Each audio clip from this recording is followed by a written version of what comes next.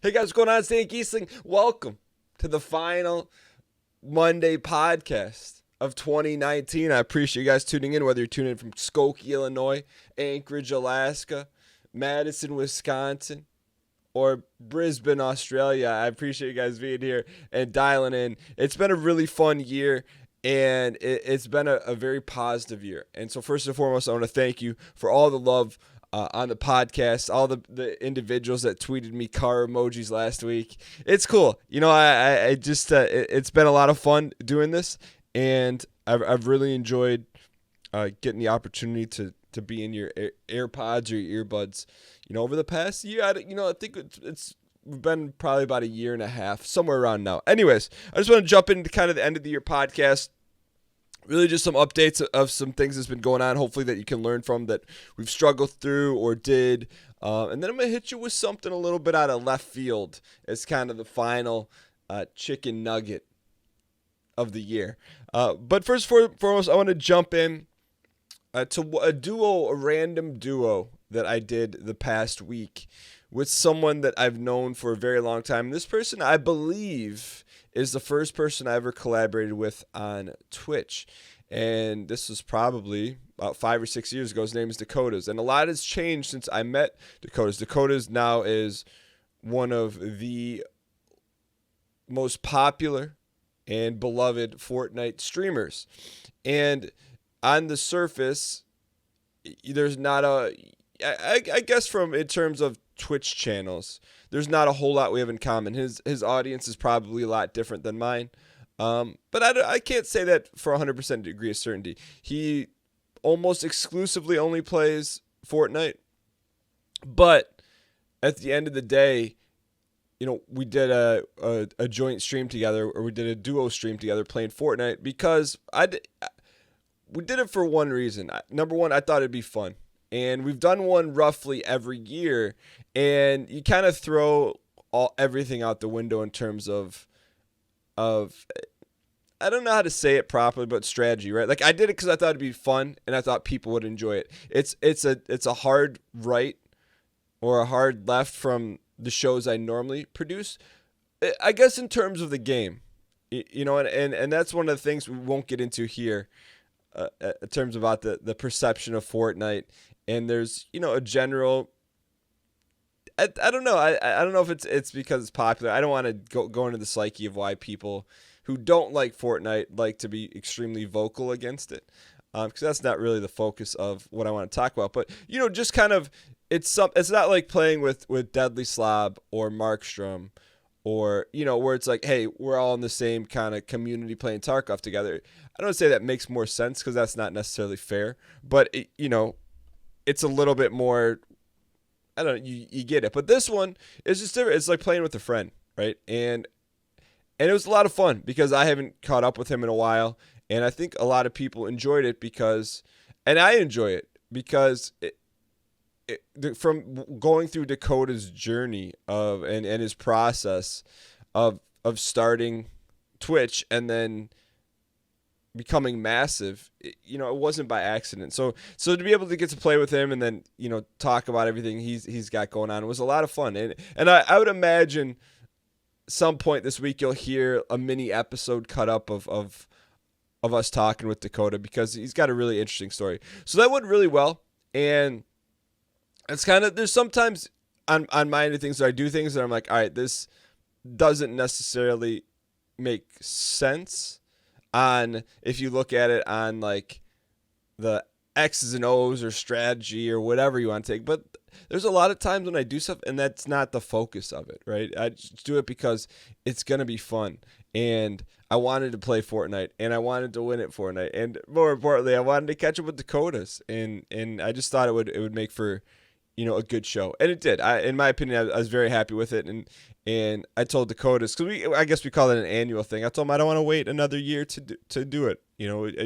Just someone that I enjoyed doing a show with, and I think people also enjoyed it because he just brings a different dynamic, to in terms of people I collaborate with. Everyone's so different, but it's like when you play Fortnite with him, you're playing with someone at the top of the game. So it's a lot of fun to watch, and he's really entertaining. So that went really well, and it was a lot of fun.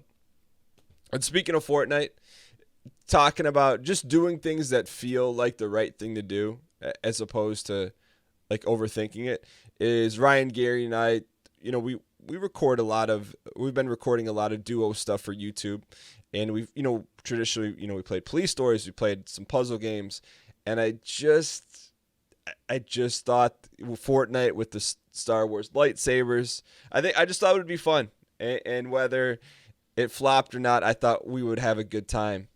And in my opinion, the end of the last episode we shot, and I don't want to spoil it if you haven't seen it, but if you've been on Twitter, you probably have seen it anyways.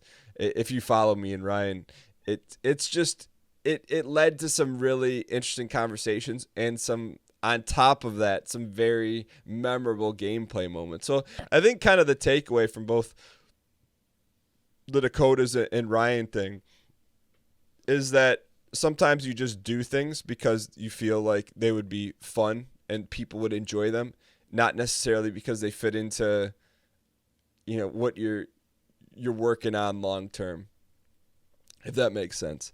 So that was very positive in both those, and it was a lot of fun. Outside of that, still been focusing a lot on TikTok. I don't think there's been a day that's gone by when I haven't posted at least 2. Sometimes multiples, and it's up and down. And I think the thing I've learned from that is that, just to give you guys to give you brass tacks reasoning, the time put in for the output of distribution is disproportionate, meaning that the organic reach that I can get there from a clip or from a TikTok video that it can't get other places, you can't get that anywhere else. And ultimately, I think there's no way to measure it, there's no way to measure it or really go one-to-one on saying, hey, how that will grow the community or the show, but I just know it does. And so that's been going really well, and really it's probably been the most focused I've ever been on a social platform outside of Twitch and YouTube.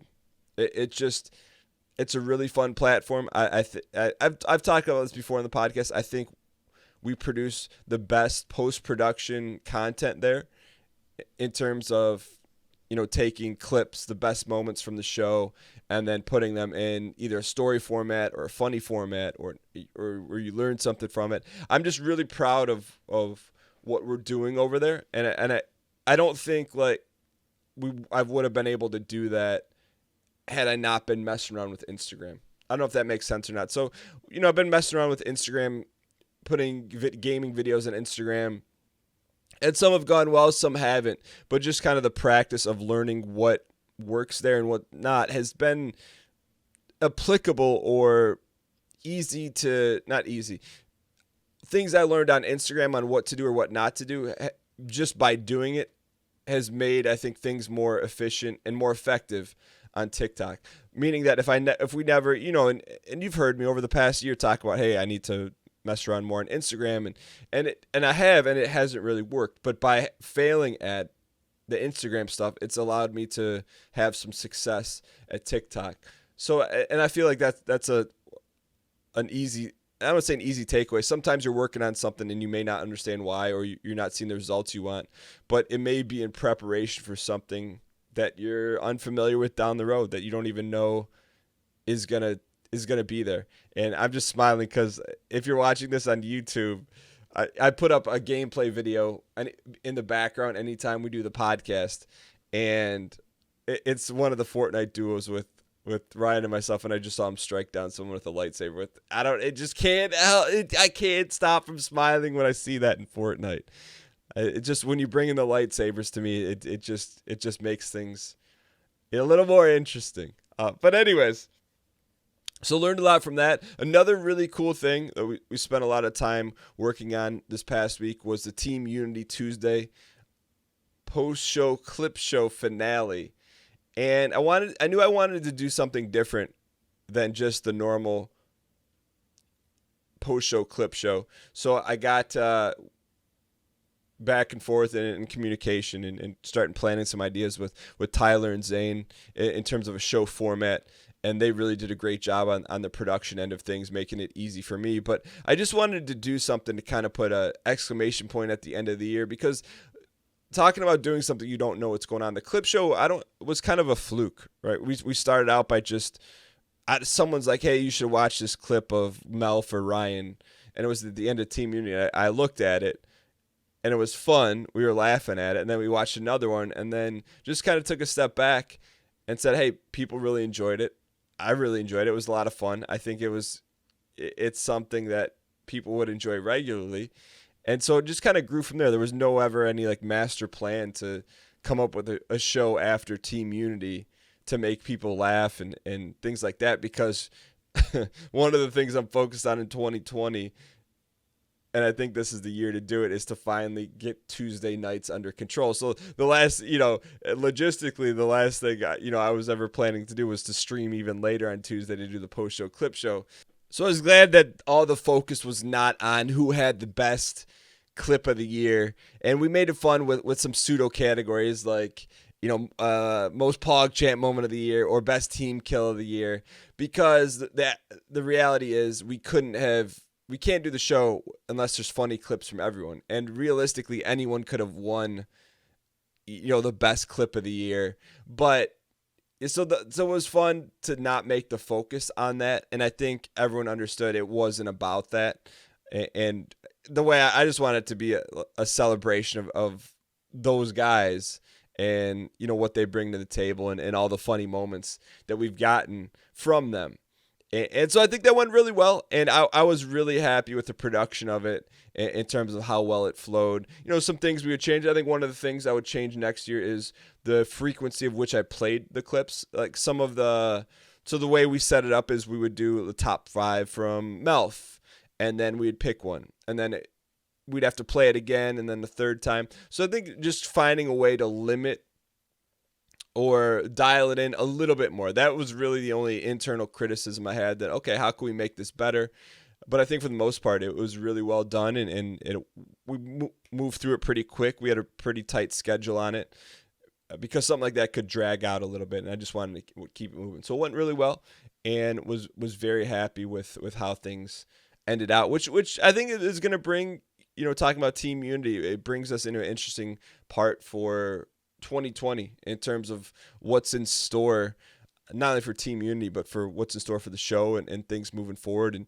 And so I want to talk about just a couple things I want to focus on. In terms of Team Unity, I don't know. I don't think we know what's going to happen next in terms of games and what we're going to play. But I know that I don't want to speak for other people, but I think it's still an enjoyable experience for everyone on Team Unity, and it's something that everyone looks forward to.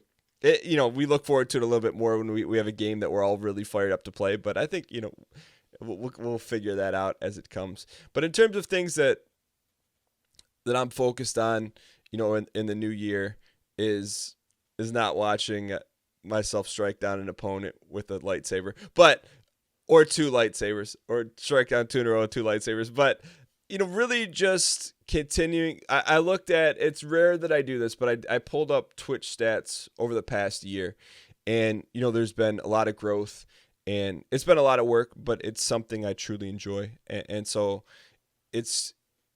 I just want to continue to do that. And so what does that mean? So I'm going to take some time after doing this podcast, and I'm going to set some pretty stringent goals and actionable items, because one of the things that I feel like I need to get better at in this next year is utilizing every minute, making every minute count. And I think I do a decent job of it. But to kind of take the next step is, really dial things in and have things planned out ahead of time, a week ahead of time, or at minimum a day ahead of time. But in terms of, where I think of where I lose time or where things get a little bit away from me, in terms of YouTube. And I think this will be the constant struggle and battle until I figure it out. But it's a battle that I'm fired up about. And I feel like since day one of the podcast, it's just figuring this out. And I think one thing I can take off the plate to figure out, which has been great, and I've talked about it before, is the second channel. So I believe I have the Twitch VOD situation figured out. I do. I feel very confident about that. I think the second channel is going really well. But channel one, in terms of producing exclusive content, and I think I'll probably, I don't know what it's gonna look like, but it needs to be, I think, in 50% alignment with everything else that I've going on in terms of on Twitch. And so I think essentially what that means, there'll be more Tarkov, exclusive Tarkov on channel one, but also probably a lot more variety as well, with the goal being 2 videos a day. And I think I'm going to try and, I don't have, I'll share my objective, measurable goals with you on the next podcast. And because I don't want to miss a day with 2 videos. I just think there's in no world, barring a disaster or a personal some emergency, there's really no way I shouldn't hit 2 videos a day on YouTube, given my schedule, the time I have available, and still do everything in that regard. So that's a big one. And then continue to make everything better. In terms of the podcast, make it better.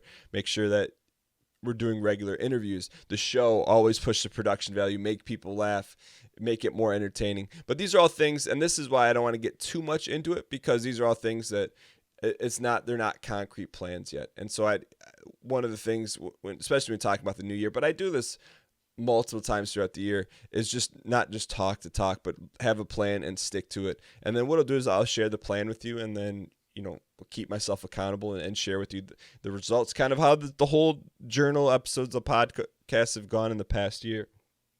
But I did tell you I was going to take a hard right and share with you something that I think, especially around this time of the year, if it applies to you, that I don't want to say push you to it, but encourage you. So this time of the year, whether or not you do family stuff or not, I think it maybe applies more if.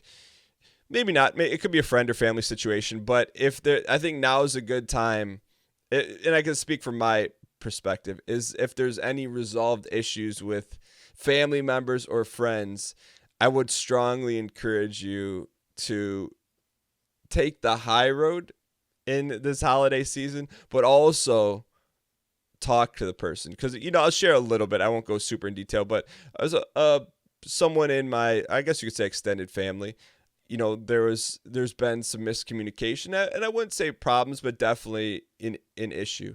And it's kind of one of those things that I toss back and forth in my head of like, hey, do I bring this up prior to Christmas and the holiday season and potentially, make things a little awkward, or just try to clear the air the best you can and go in with a mindset of resolving it and taking it forward. So it definitely, I invited this individual down to lunch and had a sit-down conversation about, an issue that was present, but I went in with a mindset of resolving it and communicating in a non-accusatory tone, if that makes sense. So really just sitting down with the intention of, hey, let's figure this out. Here's my perspective on it and how it affected me.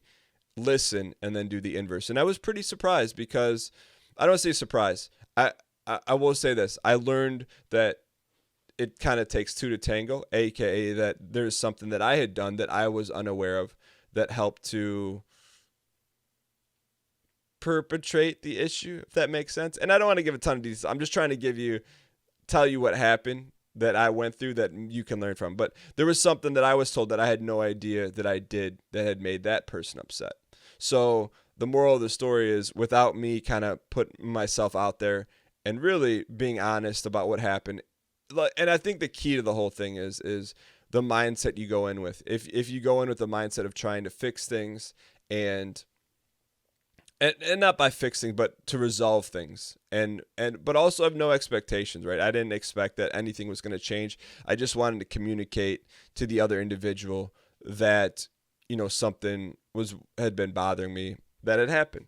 And so kind of the takeaway is that, you put yourself out there, and after the whole thing, I felt way better because I learned what I had did wrong, or what I had did to upset the person, and apologized for it, and then immediately fixed it. And then on the flip side, you just feel better and things can move forward. And I'm not going to tell you that every situation is going to work out like that, but at absolute worst, if you speak your mind to whoever the individual is in a kind way, you're going to feel better, or at least that you did everything you could to rectify the situation. And then best case scenario, it fixes things. And I really hesitate to talk about, and this will not be a common thread on the show, but it's just something that happened really recently in my real life that was really beneficial.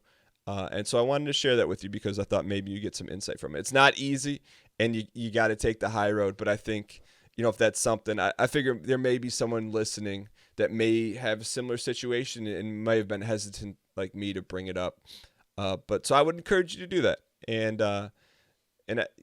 like I said, super rare that I share that kind of nuggets on the podcast, but I've just felt for whatever reason, I felt compelled that one person listening probably is in the same situation and may be wavering. So I would tell you not waver, just do it. Forehead, have the conversation. And I hope you guys have a Merry Christmas, a Happy Holidays. Thank you guys for all the love in 2019. Thank you for sharing all your feedback on the podcast, helping me improve this for you and making this what is most beneficial for you in terms of entertainment, routine, able to learn from my mistakes and follies and things like that. But thank you guys so much. It just means a lot that I have the opportunity to do this, to do the shows, and I wouldn't be able to do it without you guys. So that being said, Happy New Year, Merry Christmas. Enjoy the mini episodes this week. If you celebrate Christmas, I hope you get what you want. If not, I hope you enjoy a couple days off. And I will talk to you guys in the new year. Have a great one.